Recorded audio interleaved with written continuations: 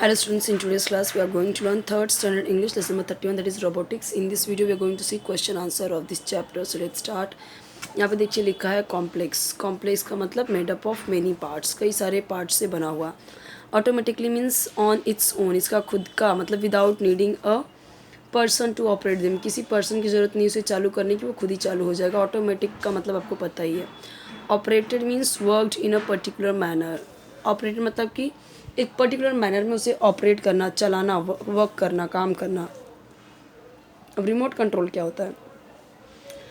TV चालू करते हैं उसके लिए रिमोट कंट्रोल की ज़रूरत होती है. आजकल हम देखते हैं कि जो कार होती है उसके लिए भी रिमोट आता है. हम देखते हैं बहुत सारी चीज़ें होती है जो रिमोट कंट्रोल से यूज़ होती है, काम होता है. ठीक है, तो वो एक ऐसा डिवाइस है जो अलाउ करता है किसी भी मशीन को एक डिस्टेंस से, एक दूरी से ही उसे चलाना, कोई मशीन.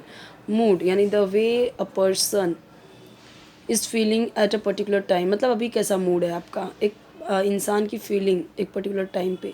डिवाइसेस का मतलब ऑब्जेक्ट्स और equipment that have been designed to do a particular task, किसी भी पर्टिकुलर टास्क को करने के लिए कोई भी एक इक्विपमेंट या object. Scoop means to pick up something using a spoon like device. तो यहाँ पे टू पिकअप कुछ चीज़ जो स्पून लाइक डिवाइस हो उसको क्या कहते हैं? स्कूप. सेंसर क्या होता है? तो सेंसर एक डिवाइस होता है that can react to light, heat, pressure etcetera to make a machine do something. तो सेंसर का मतलब एक डिवाइस जो लाइट को रिएक्ट करे, हीट, प्रेशर, ये सभी चीज़ें जो make a machine do something, machine को कुछ करने जैसा बनाए. Relevant means closely connected to the topic one is interested in. यानी रिलेवेंट का मतलब किसी चीज़ से कनेक्टेड होना, किसी टॉपिक से, किसी टॉपिक के लिए इंटरेस्टेड होना. जैसे ये रोबोट के बारे में है तो इसीलिए ये सारे वर्ड्स उसी से रिलेटेड है. अब यहाँ पे देखिए, the body of a robot is made of electricity, mechanical parts, blood vessel, batteries. तो अब यहाँ पे देखिए, ब्लड वेसल तो उसमें है नहीं, बैटरीज सिर्फ है नहीं, तो मैकेनिकल पार्ट्स, अलग अलग मैकेनिकल यानी मशीन्स यूज़ हुई हैं उसमें.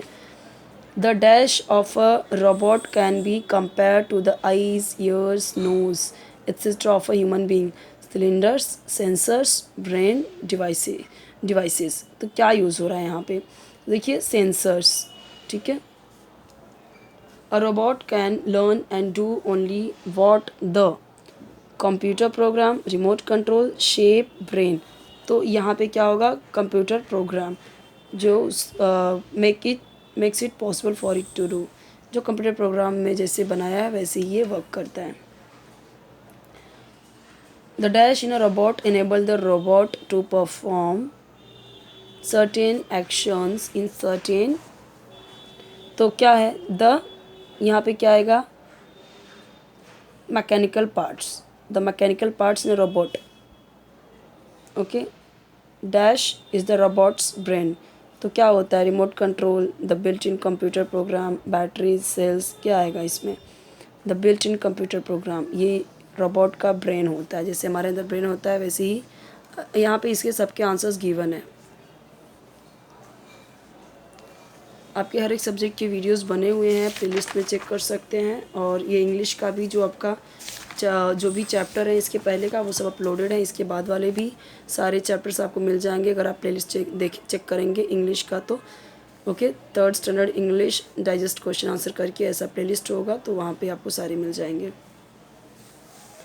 अब यहाँ पे देखिए दिया गया है, pick out the features of a robot and those of a human being and write them in the given column. ये कॉलम ये दिए गए हैं, जो ये क्या है? फीचर्स हैं रोबोट के. ओके. तो अब यहाँ पे देखिए, features of a robot and qualities of a human being. तो इसमें से क्या क्या है? देखिए, can do boring task without getting bored. अब जो कंप्यूटर होता है, अब जैसे हमें कोई काम दिया जाए जो हमें पसंद नहीं है तो हम उसे बोर होके करेंगे, परेशान होके करेंगे, बोरिंग काम को हम बोर होके करेंगे. लेकिन जो रोबोट है वो उसको कुछ फ़र्क ही नहीं पड़ेगा. ठीक है, वो कर लेगा सब कुछ. Can work in extremely dangerous places. अब इंसान है वो डरेगा थोड़ा, ठीक है, परेशान होगा, दिक्कतें होंगी. लेकिन ये जो रोबोट है वो कैसा भी डेंजरस प्लेस हो, उनको कोई प्रॉब्लम ही नहीं होगा. कैपेबल ऑफ मेकिंग डिसीजन, ये रोबोट नहीं कर सकता।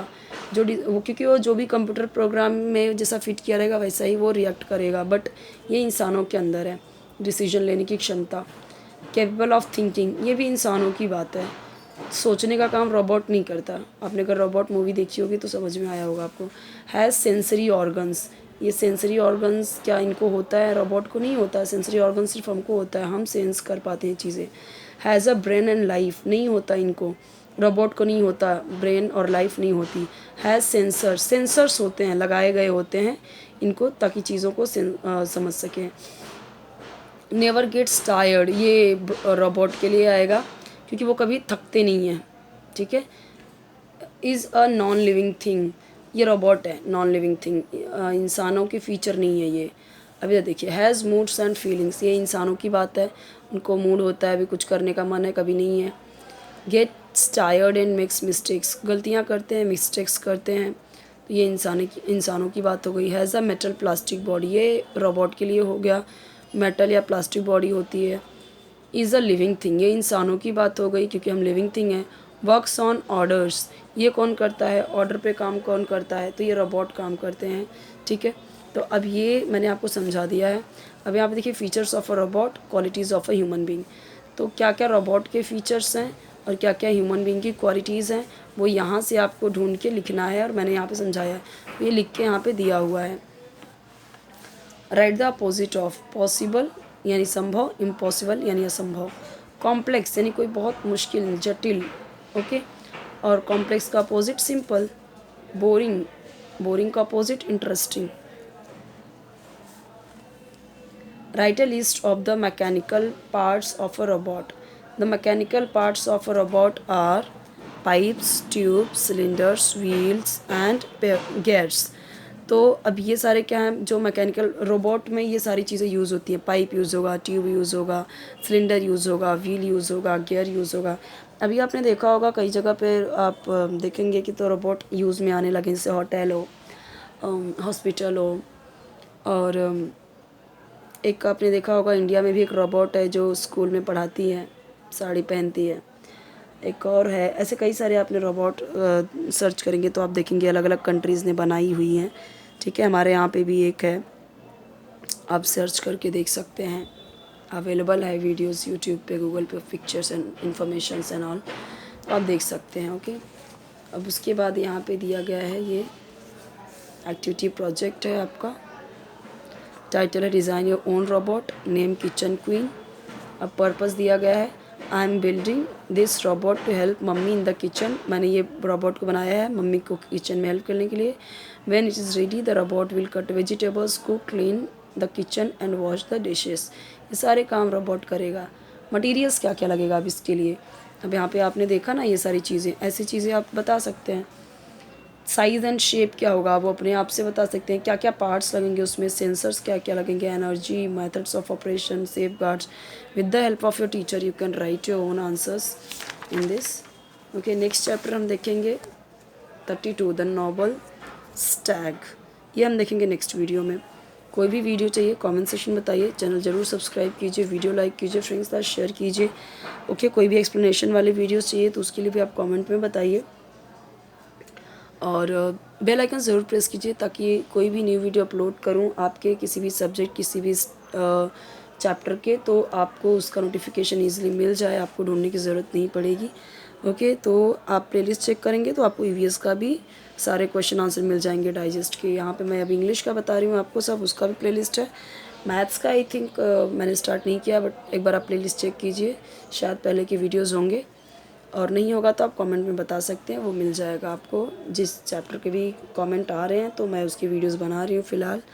एक्सप्लेनेशन की वीडियोस नहीं के कमेंट्स अभी नहीं आ रहे हैं, जिसका आ रहा है तो उसका मैं प्रोवाइड कर रही हूँ, जिसका नहीं आ रहा है तो उसके लिए क्वेश्चन आंसर के जो भी कमेंट्स आ रहे हैं उसकी वीडियोज़ बन रहे हैं, ओके। तो नेक्स्ट चैप्टर में मैं आपको ये एक्सप्लेन करके बताऊँगी